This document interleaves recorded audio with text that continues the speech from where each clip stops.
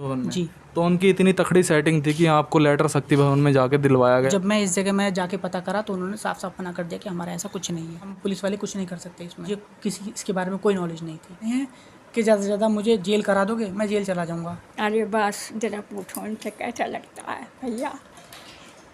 हमारी वो हालत है कि हम बता नहीं सकते आपको। रोइए मत आप लोग। नमस्कार, आप देख रहे हैं डीपीपी न्यूज़। डीपीपी न्यूज़ से मैं हूं आपका अपना साथी शिकुल कुमार। आज हम आए हैं बिजनौर में, भरत विहार कॉलोनी है। इसमें एक भाई हैं हमारे जो साथ में हैं। इनके साथ एक बहुत बड़ा अन्याय हुआ है, उसे ठग भी कह सकते हैं आप देख सकते हैं जहां कुछ लोग ठगी तो पहले भी करते थे और अब भी करते हैं, लेकिन वो अलग तरीके से अंजाम दे रहे हैं। अपनों की ही आंख में धूल झोंक कर, अपनों को ही लूट कर, उनका अपना जीवन यापन करने का एक सहारा जो जरिया होता है ना, जो उनकी जीवन की कमाई पूंजी होती है, उसे लूटने का काम कर रहे हैं। और ये भाई हैं हमारे साथ, इनसे जानेंगे कि इनके साथ किसने ठगी की है और कैसे की है। जी भैया, क्या नाम है आपका? मेरा नाम है आशीष भटनागर। अच्छा भैया, तो ये आपके साथ जो ठगी हुई है, ये किसने की है और किस तरीके से की है? जी, मेरे साथ ठगी करने वाले का नाम है अमित नाथ, और उनका साथ उनकी मम्मी और बहन ने दिया है। अच्छा भैया, कहाँ के रहने वाले हैं ये लोग? ये लोग मिशन कंपाउंड के रहने वाले हैं। तो आपके साथ ठगी किस प्रकार से हुई? इनका हमारे घर से फैमिली टर्म्स थे। इन्होंने जो हमारे पापा से कहा कि हम आपके बेटे को बिज़नेस करा देंगे, उसके लिए इतने पैसे लगेंगे, तो मेरे फादर ने इन्हें पैसे दे दिए।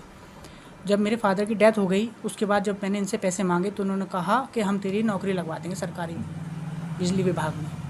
अच्छा, तो आपके फादर ने इनको कितना पैसा दिया था? मेरे फादर ने इन्हें 16,50,000 रुपये दिया था। अच्छा, 16,50,000 रुपये अकाउंट ट्रांसफ़र किया था या कैश दिया था? अकाउंट ट्रांसफ़र करा था। क्या करते थे आपके पापा जी? मेरे पापा विद्युत विभाग में कैशियर थे।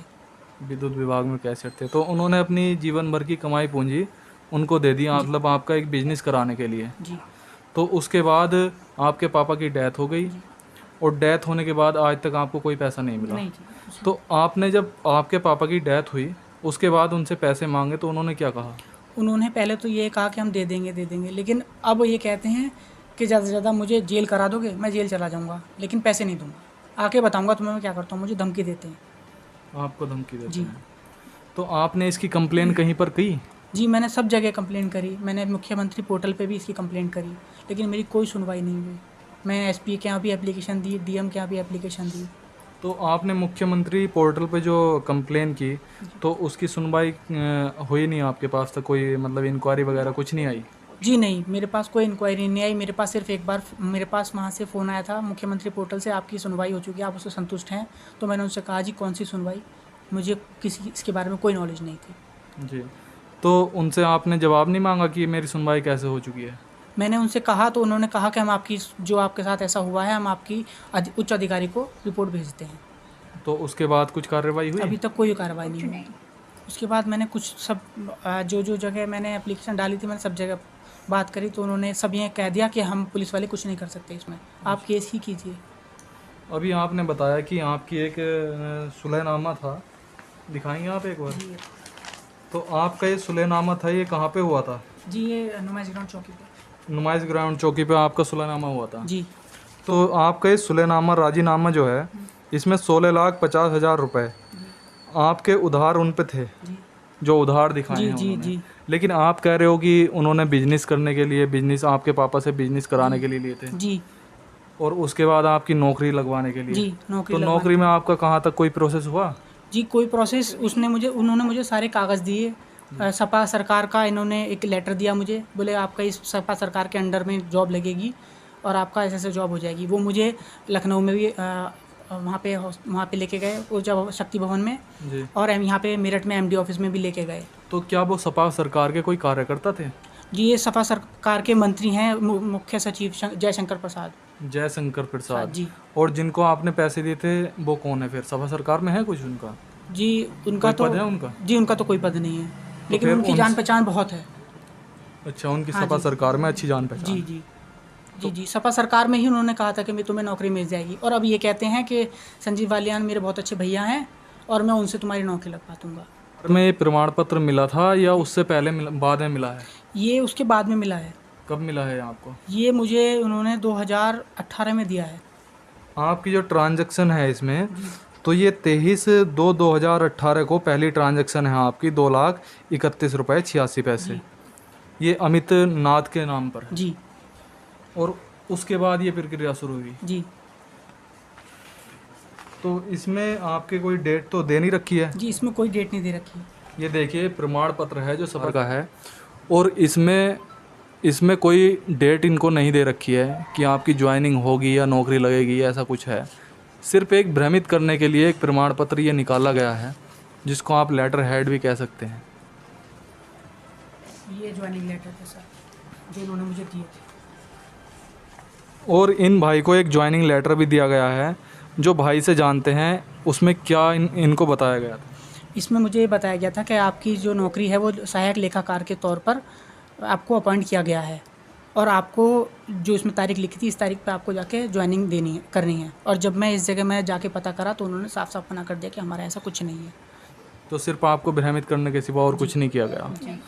और ये लेटर मुझे उन्होंने शक्ति भवन में जाके दिलवाया है, लखनऊ में। शक्ति भवन में? जी। तो उनकी इतनी तकड़ी सेटिंग थी कि आपको लेटर शक्ति भवन में जाके दिलवाया गया। जी। शक्ति भवन में लखनऊ ले जाया गया, तो आपको वहाँ क्या क्या कागजात दिए गए? वहाँ पर लखनऊ में शक्ति भवन में ले जाके मुझे ट्रेनिंग लेटर पे साइन करवाया गया जी। और ये कहा गया कि आपकी ट्रेनिंग लेटर है, और मुझे इनसे मिलवाया गया। ये यहाँ बोले कि ये एमडी हैं।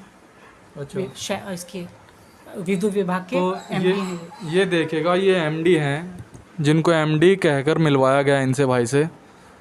इस चेहरे को गौर से देखेगा, कितना फर्जीवाड़ा है इस दुनिया में, मतलब कि इस भारत में, और भारत के उत्तर प्रदेश में जहाँ पे योगी राज चल रहा है, कितना बड़ा फर्जीवाड़ा आज भी चल रहा है। और जो अमित नाथ है उनका फ़ोटो दिखाएंगे आप? जी, ये रहे। ये देखेगा, ये फ़ोटो अमित नाथ का है, जिन्होंने इनसे ठगी की है 16,50,000 रुपये की, जो कोई छोटी मोटी रकम नहीं होती है। तो आपको ट्रेनिंग लेटर वगैरह भी दिए गए? जी सर। तो उसके बाद आपको कहीं ज्वाइनिंग नहीं मिली? जी, कोई ज्वाइनिंग नहीं मिली। सिर्फ एक झोलमोल था, जी, घुमाने फिराने वाली बातें। तो आप क्या चाहते हैं? मैं ये चाहता हूँ कि मेरे जो पैसे हैं, मेरे फादर के पैसे हैं, वो हमें वापस मिल जाएं, और ऐसे ठग लोगों को इन्हें सबक सिखाया जाए।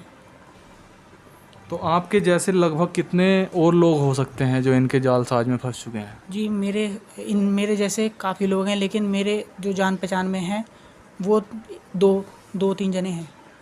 2-3 जने हैं। जी। आप प्रॉपर यहीं के रहने वाले हैं या आपके पिताजी कहीं और के रहने वाले थे? जी, मेरे पिताजी मुरादाबाद के रहने वाले थे, और मेरा जन्म यहीं बिजनौर में ही हुआ। तो यहाँ पे इनकी मम्मी जी हैं, इनसे जानते हैं इनके बारे में, और इन पर क्या बीत रही है, इनसे भी एक बार जान लेते हैं। जी हाँ, बताइए। बोलिए। बताइए। जी, क्या नाम है आपका? मेरा कांति भटनागर। अच्छा। आपके जो पति ने हाँ। अपने दोस्त के बेटे को पैसे दिए थे, अमित नाथ को, उसके बारे में सारी जानकारी थी आपको? हाँ, सब हमारे सामने देते थे, क्योंकि वो बीमार थे, ले लेते थे पैसे। और जब हम इनसे मांगते थे एंट्री, तो ये मना करता था कि अभी हम पे नहीं है आंटी, दे देंगे हम आपको। दे देंगे, लेकिन आज तक नहीं। आज तक पैसे नहीं दिए। तो अब आप जब वो चीज़ सोचती हो तो आपको कैसा लगता है? अरे बस जरा पूछो उनसे कैसा लगता है भैया। हमारी वो हालत है कि हम बता नहीं सकते आपको। रोइए मत आप, रोइए मत। देखिए, इनकी मम्मी जी भी बहुत भावुक हो चुकी हैं। अब आप देख सकते हैं कि एक बंदा अपनी जीवन भर की कमाई, जो एक जमा पूंजी होता है, वो अपने बच्चे के भविष्य के लिए दांव पर लगा देता है, लेकिन उसके बाद बच्चे का भविष्य उजागर होने की जगह एक अंधकार में चला जाता है। आप खुद सोच सकते हैं कि इस परिवार पे क्या बीत रही होगी। बने रहिएगा DPP न्यूज़ के साथ। नमस्कार।